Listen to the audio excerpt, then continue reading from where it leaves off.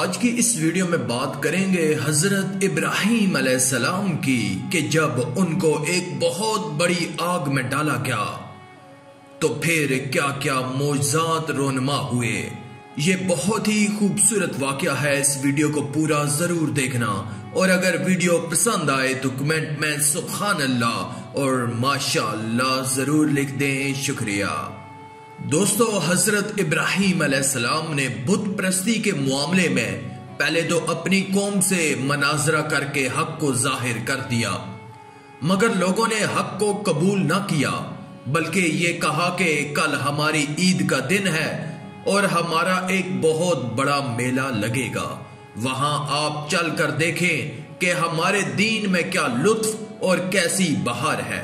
اس قوم کا یہ دستور تھا کہ سالانہ ان لوگوں کا ایک میلہ لگتا تھا، لوگ ایک جنگل میں جمع ہوتے اور دن بھر لو و لعب میں مشغول رہ کر شام کو بت خانے میں جا کر بتوں کی پوجا کرتے اور بتوں کے چڑھاوے، مٹھائیاں اور کھانوں کو پرشاد کے طور پر کھاتے۔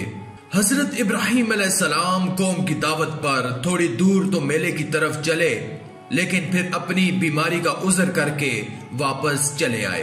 پھر جو میلے میں نہیں گئے، آپ نے ان لوگوں سے صاف صاف کہہ دیا کہ اور مجھے اللہ کی قسم ہے میں تمہارے بتوں کا برا چاہوں گا بعد اس کے کہ تم پھر جاؤ پیٹھ دے کر۔ چنانچہ اس کے بعد آپ ایک کلہاڑی لے کر بت خانے میں تشریف لے گئے اور دیکھا کہ اس میں چھوٹے بڑے بہت سے بت ہیں اور دروازے کے سامنے ایک بہت بڑا بت ہے۔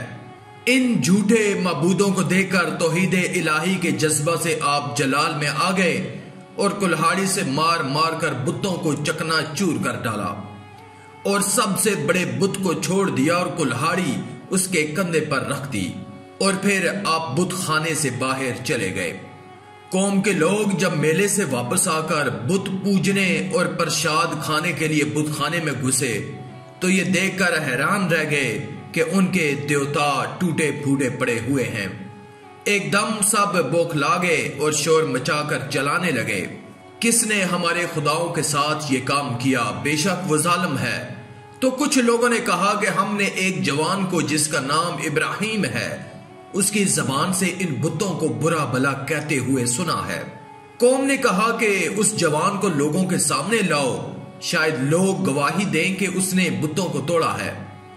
چنانچہ حضرت ابراہیم علیہ السلام بلائے گئے تو قوم کے لوگوں نے پوچھا کہ اے ابراہیم، کیا تم نے ہمارے خداؤں کے ساتھ یہ سلوک کیا ہے؟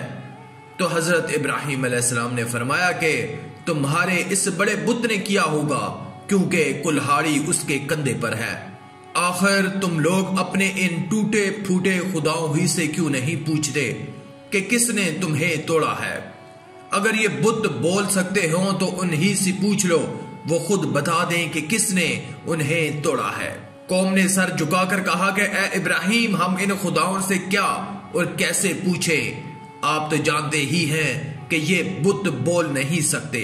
یہ سن کر حضرت ابراہیم علیہ السلام نے جلال میں تڑپ کر فرمایا، کہا تو کیا اللہ کے سوا ایسوں کو پوجتے ہو جو نہ تمہیں نفع دے اور نہ نقصان پہنچائے؟ تف ہے تم پر اور ان بتوں پر جن کو اللہ کے سوا پوجتے ہو، تو کیا تمہیں عقل نہیں؟ آپ کی اس حق گوئی کا نعرہ سن کر قوم نے کوئی جواب نہیں دیا، بلکہ شور مچایا اور چلا چلا کر بت پرستوں کو بلایا، ان کو جلا دو اور اپنے خداؤں کی مدد کرو اگر تمہیں کرنا ہے۔ چنانچہ ظالموں نے اتنا لمبا چوڑا آگ کا الاؤ جلایا کہ اس آگ کے شعلے اتنے بلند ہو رہے تھے کہ اس کے اوپر سے کوئی پرندہ بھی اڑ کر نہیں جا سکتا تھا۔ پھر آپ کو ننگے بدن کر کے ان ظلم و ستم کے مجسموں نے ایک گوپن کے ذریعے اس آگ میں پھینک دیا اور اپنے اس خیال میں مگن تھے کہ حضرت ابراہیم علیہ السلام جل کر راکھ ہو گئے ہوں گے۔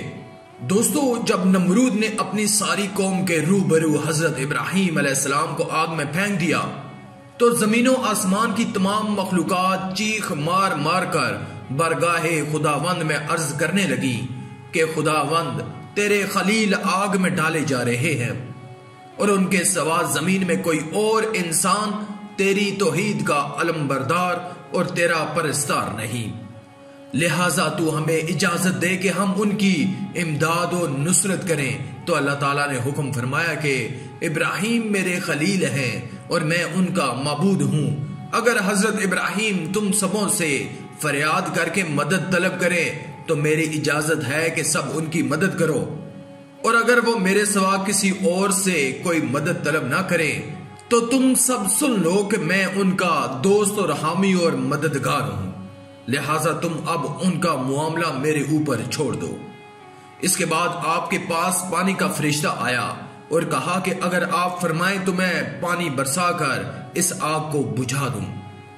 پھر ہوا کا فرشتہ حاضر ہوا اور اس نے کہا اگر آپ کا حکم ہو تو میں زبردست آندھی چلا کر اس آگ کو اڑا دوں۔ تو آپ نے ان دونوں فرشتوں سے فرمایا کہ مجھے تم لوگوں کی کوئی ضرورت نہیں، مجھ کو میرا اللہ کافی ہے، اور وہی میرا بہترین کارساز ہے، وہی جب چاہے گا اور جس طرح اس کی مرضی ہوگی میری مدد فرمائے گا۔ ایک اور روایت ہے کہ جب آپ آگ کے شعلوں میں داخل ہوئے تو حضرت جبرائیل علیہ السلام تشریف لائے اور کہا اے خلیل اللہ، کیا آپ کو کوئی حاجت ہے؟ تو آپ نے فرمایا کہ تم سے کوئی حاجت نہیں ہے۔ تو حضرت جبرائیل علیہ السلام نے کہا کہ پھر خدا ہی سے اپنی حاجت عرض کیجئے۔ تو آپ نے جواب دیا کہ وہ میرے حال کو خوب جانتا ہے، لہٰذا مجھے اس سے سوال کرنے کی کوئی ضرورت ہی نہیں ہے۔ مگر اللہ تعالیٰ کا فرمان اس آگ کے لیے یہ صادر ہو گیا کہ ہم نے فرمایا اے آگ ہو جا ٹھنڈی اور سلامتی ابراہیم پر۔ چنانچہ نتیجہ یہ ہوا جس کو قرآن نے اپنے قاہرانہ لہجے میں ارشاد فرمایا کہ اور انہوں نے اس کا برا چاہا تو ہم نے انہیں سب سے بڑھ کر زیاں کار کر دیا۔ آگ بجھ گئی اور حضرت ابراہیم علیہ السلام زندہ اور سلامت رہ کر نکل آئے اور ظالم لوگ افسوس کرتے رہ گئے۔ اس وقت حضرت ابراہیم علیہ السلام کی عمر شریف 16 یا 20 برس کی تھی۔ اس واقعے سے ان لوگوں کو تسلی ملتی ہے جو باطل کی طاغوتی طاقتوں کے بالمقابل استقامت کا پہاڑ بن کر ڈٹ جاتے ہیں۔ آج بھی ہو جو ابراہیم کا ایمان پیدا، آگ کر سکتی ہے اندازے گلستان پیدا۔ آج کی اس ویڈیو میں تھا بس اتنا ہی۔ مزید اسلامی ویڈیوز حاصل کرنے کے لیے اللہ کی قدرت چینل کو سبسکرائب کر دیں اور ساتھ میں موجود بیل کے آئیکن کو دبا کر آل پر کلک کر دیں۔ شکریہ۔